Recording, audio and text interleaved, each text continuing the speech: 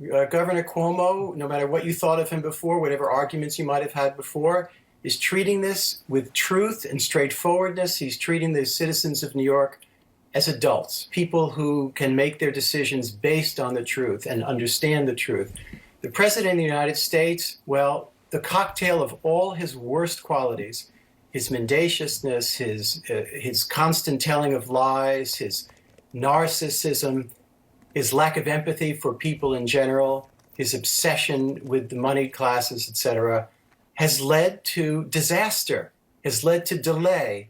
And this will be, and I think history will prove this, this will be something that's paid in human lives, and that's an enormous tragedy.